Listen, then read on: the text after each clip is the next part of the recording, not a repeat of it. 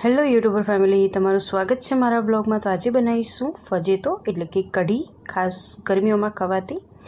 અને જો તમે મારી ચેનલને સબસ્ક્રાઈબ ના કરી હોય તો આ રીતે કરી લો। યુટ્યુબમાં સર્ચ મારો પ્રાચી મોદી એન્ડ ફેમિલીને, અને આ બિલકુલ ફ્રી છે, આનો કોઈ ચાર્જ નથી। તો પ્રાચી મોદી એન્ડ ફેમિલીને આ રીતે સર્ચ કરો અને સબસ્ક્રાઈબના બટન ઉપર આ રીતે ક્લિક કરો અને નોટિફિકેશનમાં ઓલના બટન ઉપર આ રીતે ક્લિક કરશો તો હું જે પણ કંઈ નવા વિડીયો મૂકું એની તમને જાણ થાય। તો ચલો સ્ટાર્ટ કરીએ ફજેતો બનાવવાનું। તો આ છાશ છે, તો છાશમાં આપણે ચણાનો લોટ નાખીશું પહેલાં તો અત્યારે 4 જણ ખાય એટલી હું કઢી બનાવું છું, એટલે કે ફજેતો બનાવું છું।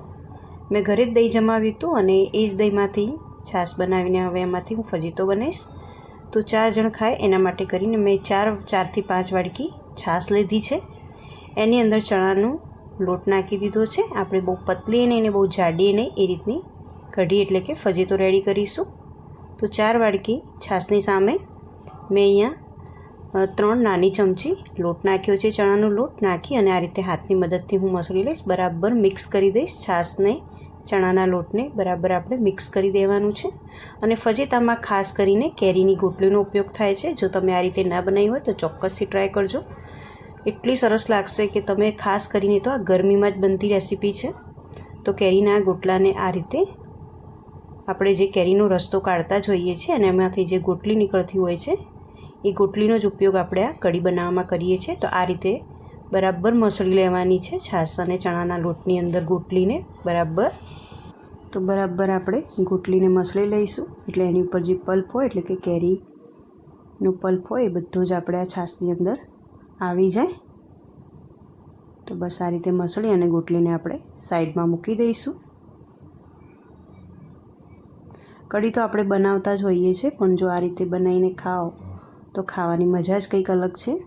અને ખાસ કરીને તો ગરમીઓમાં જ આ બનતી રેસીપી છે। હવે કઢીનો ગાળ રેડી છે। તો વઘારમાં મેં મીઠા લીમડાના પાન, સૂકા લાલ મરચાં 2 થી 3 લીધા છે, તમાલપત્ર લીધા છે અને 2 લવિંગનો હું ઉપયોગ કરવાની છું વઘારમાં। અને કઢીનો વઘાર હું ઘીમાં જ કરીશ। તો આ કઢીનો વઘાર આપણે તેલમાં નહીં પણ ઘીમાં કરીશું। તો એક વાસણ લઈ લેવાનું છે અને એની અંદર 2 થી 3 ચમચી ઘી લઈ લીધું છે। ઘી ગરમ થાય એટલે આપણે એમાં જીરું એડ કરીશું। આમાં રાઈનો ઉપયોગ નથી કરવાનો, જીરું એડ કરવાનું। થોડીક હિંગ નાખીશ અને મીઠા લીમડાનો પાન અને જે મસાલો છે તમાલપત્ર, લવિંગ અને સૂકા લાલ મરચાં મેં અહીંયા એડ કર્યા છે। આટલું વઘારમાં નાખવાનું છે અને કઢીનો જે ગાળ બનાવીને આપણે મૂક્યો છે એ આપણે અંદર એડ કરી દઈશું।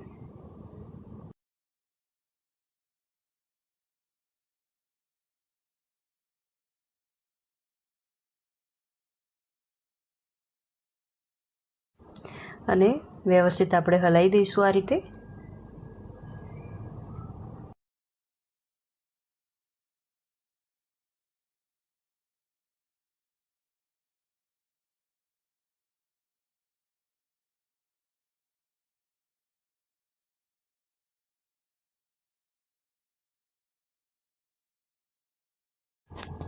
ટેસ્ટ પ્રમાણે મીઠું નાખીશું।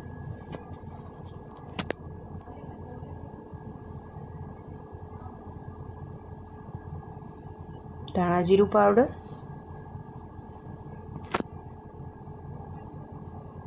અને મેથીના દાણા નાખીશું।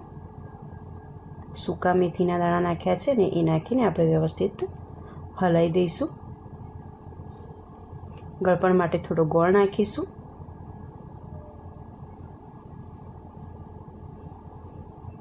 આ કઢી થોડી ખાટી મીઠી હોય છે એટલે અહીંયા ગોળનો ઉપયોગ કરવાનો છે। ગોળ નાખી અને બધા મસાલા કરીને ફરી એકવાર આપણે હલાવી દઈશું।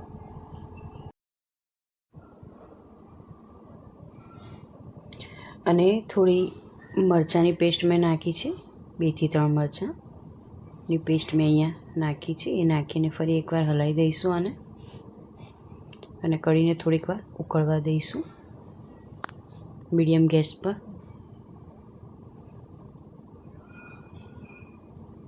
તો કઢી સરસ એવી ઉકળી ગઈ છે. તો હવે આપણે 2 વસ્તુ એવી નાખીશું જેનાથી આખી કઢીનો ટેસ્ટ એકદમ અલગ આવશે. તો કેરીનો રસ છે જે આપણે કાઢતા જોઈએ છીએ એ રીતનો કાઢી દીધો છે રસ, અને 2 ચમચી જેટલો મેં રસ નાખ્યો છે અને સૂંઠ પાવડર નાખ્યો છે. 1 અડધી ચમચી ભરીને સૂંઠ પાવડર નાખ્યો છે. આ 2 વસ્તુ નાખવાથી કઢીનો ટેસ્ટ એકદમ અલગ આવશે, જેને આપણે ફજેતો તરીકે ઓળખીએ છીએ. તો બસ આ છે ફજેતાનો મેઇન ટેસ્ટ.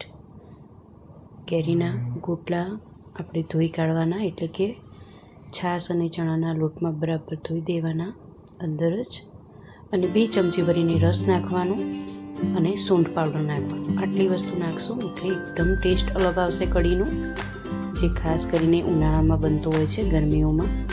તો તમને જો આ ફજેતાની રેસીપી ગમી હોય તો મને લાઈક, શેર અને સબસ્ક્રાઈબ કરો અને કોમેન્ટ પણ કરો. તમે પણ આ રીતે બનાવતા હોય તો મને કહેજો ચોક્કસથી કોમેન્ટમાં, અને ના બનાવતા હોય તો આ ટ્રાય કરજો, બહુ સરસ ટેસ્ટ આવશે. તો ચલો મળીએ એક નવા વિડીયોમાં. ત્યાં સુધી આવજો. જય શ્રી કૃષ્ણ.